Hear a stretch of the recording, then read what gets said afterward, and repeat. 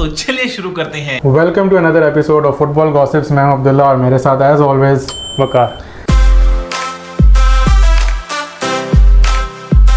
अब हम जो है वो चैंपियंस लीग पे बात कर ही रहे हैं, तो चैंपियंस लीग के जो प्रिंस हैं, जो किंग हैं रियल मैड्रिड, उनके आज मैच के ऊपर हम डिस्कस कर रहे हैं। बिल्कुल, उनका 36 मैच अनबीटन रन ब्रेक हुआ है। तकरीबन 258 डेज के बाद रियल मैड्रिड हारी है। अगर एक हारी है तो क्यों ना जश्न मनाया जाए। जश्न तो पूरी दुनिया मना रही है। अच्छा। रियल मैड्रिड के हारने पे बड़ी दुनिया खुश हुई है, लेकिन एंसेलोटी ने जहाँ पे कहा कि ये उनकी अपनी स्लो गेम की वजह से हारे हैं, उनके अपने फ्लॉज से, और नो डाउट रियल मैड्रिड बिल्कुल ही ऑफ कलर नजर आई है। बिल्कुल एग्जैक्टली ऐसा ही। रियल मैड्रिड की स्टार्टिंग लाइनअप में जो इनका की साइनिंग है एम्बापे, वो उन्होंने स्टार्ट नहीं किया और वो इंजर था, उसकी वजह से उन्होंने फ्रेश स्टार्ट नहीं किया। वही बात है कि उन्होंने कहा जी इंजरी है, तो भाई अगर इंजरी थी तो उसको लेकर ही ना आते पे। बिल्कुल ऐसा ही है। और अगर इंजरी नहीं थी तो शुरू में खिलाते, शायद भी डिफरेंस पड़ जाता। लेकिन अब माइनर इंजरी है तो फिर रिस्क क्यों ले रहे हैं आप? मुझे लग रहा है कि ये आपस में सिंक नहीं हो पा रहे। विनी, एम्बापे और रोड्रिगो को तो खिला ही नहीं रहे। अच्छा, भाई साहब के साथ तो पता नहीं एंसेलोटी का क्या हो गया कि रोड्रिगो तो खेल ही नहीं रहा, बेंच पे है। अब वो भी अगर भाई इंजर्ड है तो भाई फिर तुम लेकर क्यों आ रहे हो उसको भी? पर अगर इंजर्ड नहीं है तो खिलाओ। बिल्कुल सही बात है आपकी। एंड्रिक ने खेला, लेकिन वही पता उनका अभी और वो भी आजकल जो है एक सेल्फिश किड के नाम से मशहूर है, और इन्होंने सफर किया है इस मैच में। सफर नो डाउट किया। असल में रियल मैड्रिड की वो अप्रोच हो गई है कि उनकी जो मिड है ना वो अब नहीं खेल पा रही।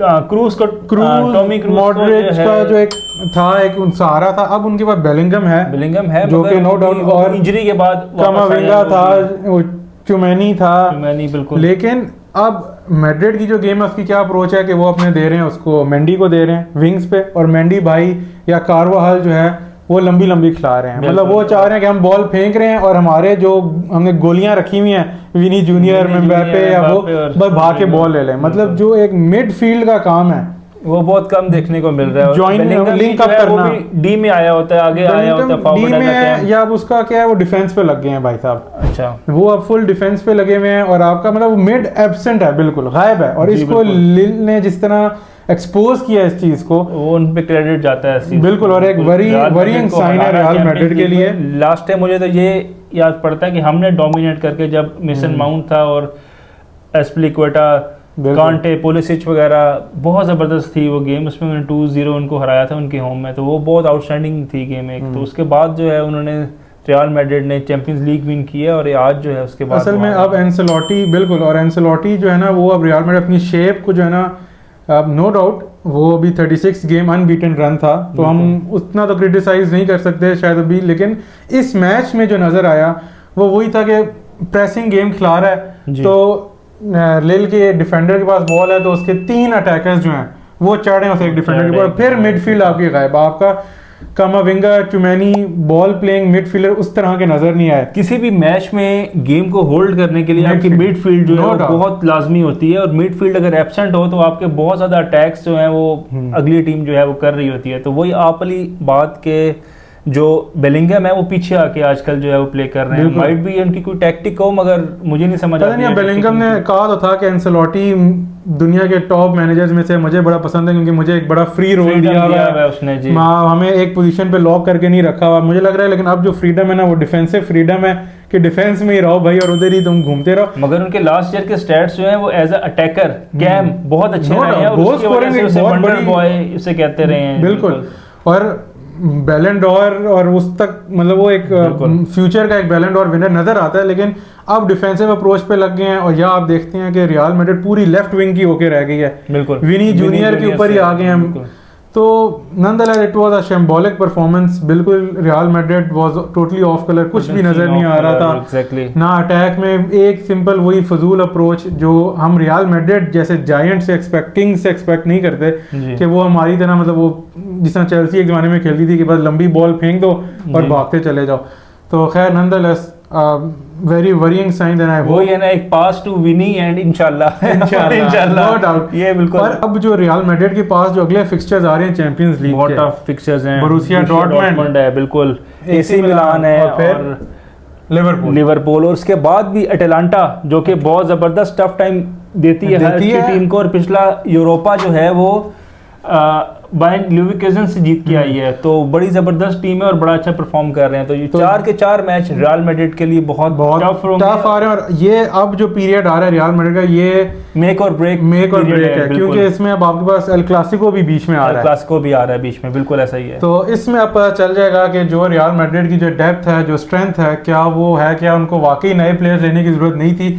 विंग बैक्स के ऊपर बहुत क्रिटिसिज्म हो रहा है कि मेंडी और कारवाल को देख देख के अब थक गए हैं, अब कुछ नया फ्रेश ब्लड लाने की जरूरत है विंग्स पे, स्पेशली जब आप खेल ही अपने विंग्स के ऊपर। मेरी इनसे एडवाइस है, अगर कार्लो ये मेरी वीडियो देख रहा है तो जेम्स को रेट कर सकते हैं, और बहुत अच्छा प्लेयर है जेम्स, ठीक है, और वो बहुत कंसिस्टेंट प्लेयर है, और इंजरी में भी कंसिस्टेंट है। 150 मिलियन की बिड मार सकते हैं, और हर ट्रॉफी जीतने पे उसे 20 मिलियन या 30 मिलियन जैसे हैजर्ड को उन्होंने लिया था, तो ऐसी बिड मार सकते हैं। कोई तरीका है भीख मांगने का? हम इसको अप्रिशिएट करेंगे, हम चेल्सी फैंस, उन्होंने हमारे लिए बहुत कुछ किया है, तो एक ये चीज़ भी कर लें कि जेम्स उनसे ले लें 150 मिलियन में, और हर ट्रॉफी विन करने पे 5 मिलियन या 10 मिलियन भी पकड़ा दें हमें, तो बेशक वो इंजर्ड पड़ा रहे हैज़ार्ड की तरह, लेकिन हमें पैसे मिल जाए ट्रॉफी जीतने पे। खैर ये तो एक बात था, नो डाउट। अब एंसेलोटी को चाहिए मेरे ख्याल से कि रोड्रिगो को भाईजान खिला लो आप, आर्दा गुलर को आप स्टार्ट करा दो, और वो भी एटलीस्ट चैंपियंस लीग में, इसलिए कि वो आपको बहुत ज्यादा कमबैक्स मार के दिए। मैनचेस्टर सिटी के अगेंस्ट पे 2 गोल जो उन्होंने किए थे वो प्रूवन रहे हैं उसके लिए। वही बात है कि क्लियर हो कि अगर आप इंजर्ड है तो भाई आप फिर मत लेके जाओ ना, आप उसको ये स्ट्रेस क्यों दे रहे हो ट्रैवलिंग का, मतलब आप क्या चाह रहे हो? अगर वो इंजर्ड है तो उसको रेस्ट कराओ। फिर एम्बापे का भी यही था कि वो भाई साहब आ गए लेकिन इम्पैक्ट नहीं डाल सके, पावर सब के तौर पे आए जी, लेकिन सोचा गया था कि शायद ये कोई डुरान जैसा पावर सब बन के आएंगे, लेकिन वो अभी मतलब बहुत आउटस्टैंडिंग प्लेयर है, वर्ल्ड क्लास प्लेयर है, वन ऑफ द बेस्ट है, मगर अभी जो है वो रियल मैड्रिड में सही तरह से जेल इन नहीं हो सका। और ये लील की जीत है, ये एक और वजह से भी स्पेशल है क्योंकि इसमें हुआ था एम्बापे ब्रदर्स का आमना सामना। दो की ईथन इंजर्ड है लेकिन सेलिब्रेशन में उसने कोई कसर नहीं छोड़ी ड्रेसिंग रूम में, और आई होप अब इनका मैसेजेस में भी उसने अपने भाई को तंग करने में कोई कसर नहीं छोड़ी होगी। बिल्कुल सर, देखें भाई होना तो एक सेपरेट चीज है, बट उसका एक मजा ही अलग है ना। फिर राइवल थे वो, तो उनको हराना और टॉन्ट करना, वैसे ही रियल मैड्रिड को हराना तो एक ड्रीम होती है चैंपियंस लीग में, और फिर जब स्पेशली उसमें जब आपका एक वर्ल्ड एक्सपेंसिव भाई भी मौजूद हो और जो खेले भी हों, तो सेकंड हाफ सारा खेला, तो 57 मिनट में बिल्कुल सब हुआ। तो लेकिन वही बात, एंसेलोटी ने अपने वही रोड्रिगो पे, लुकास वास्केस पे, दोनों को नहीं लेके आए, फिर वापस पे आ जाते हैं क्योंकि क्लैरिटी नहीं है कि भाई इंजर्ड है नहीं है तो क्या है। खैर नंदलेस अभी एंसेलोटी का भी टाइम कम रह गया आई गेस रियल मैड्रिड में जाते जाते, मगर उसने काफी कुछ जितवा गया वो। बिल्कुल, अब वो तो चाहता है कि मैं रिटायर ही, अब रियल मैड्रिड के बाद मेरा कोई नेक्स्ट क्लब नहीं है। सेकेंडली जो एक इस मैच का वाहिद गोल जो है वो पेनल्टी पे हुआ था, और जोनाथन डेविस ने ये मैच को गोल स्कोर किया था, और हैंड हुआ था कामाविंगा का हैंड हुआ था, और लिल के स्ट्राइकर्स ने, वो जिग्रोवा एक प्लेयर है, उसने रियल मैड्रिड को बिल्कुल ओपन कर दिया। मतलब अब हम बात कर चुके हैं इसलिए अब समराइज ही करते हैं कि tough time coming up for real Madrid, मगर रियल मैड्रिड की जो मेंटालिटी है, विनिंग मेंटालिटी है, वो निकल आएगी इससे। रियल मैड्रिड को आप कभी भी डाउन समझ ही नहीं सकते, जितना भी वो आज स्पेशली चैंपियंस लीग में। बिल्कुल, नो डाउट आगे टफ मैचेस आ रहे हैं, but they are the kings nonetheless. कुछ जितना भी वो नीचे लगे हुए हो, डाउन हो, जितने भी, मगर वो मेंटालिटी जायंट्स जो एक वर्ड यूज होता है फुटबॉल में, तो वो इनके ऊपर सबसे ज्यादा फिट होता है। और जब भी वो नीचे होते हैं, हार रहे होते हैं, रूडिगर आपको पता है उसकी मेंटली स्ट्रॉन्ग मेंटालिटी है रूडिगर की। बेलिंगहम एज में बेशक जैसे कम है, लेकिन एक मेंटालिटी वाइज बेस्ट प्लेयर है, बहुत स्ट्रांग है, वर्ल्ड कप विनर है, जो वर्ल्ड कप फाइनल में उन्होंने 3 गोल किए हैं, तो मतलब तो दे विल बाउंस बैक, एक हार थे, एक उससे उनको, but it would be tough, इसलिए कि लीग में भी बार्सिलोना टफ कंपटीशन दे रही है, तो उसका भी एक प्रेशर है इन पे। बार्सिलोना नंबर 1 पे जा रही है, तो एक लीग में भी टफ कंपटीशन बार्सिलोना के साथ मिल रहा है, जो कि भूले बैठे थे रियल मैड्रिड वाले, क्योंकि बार्सिलोना बिल्कुल ही दिवालिया निकला हुआ था, लेकिन अब बार्सिलोना इज बाउंसिंग बैक, और अब तो उनका मेन मिडफील्डर भी वापस आ गया है। तो इसी के साथ इस वीडियो को हम यहाँ पे ख़त्म करते हैं। अपने ओपिनियंस कमेंट्स में देना मत भूलिएगा, और वीडियो पसंद आई तो लाइक करें, सब्सक्राइब करें, अपने दोस्तों में, अपने पूरे फुटबॉल सर्कल में लाजमी शेयर कीजिएगा। मिलते हैं आपसे एक नेक्स्ट वीडियो में, टिल देन बाय।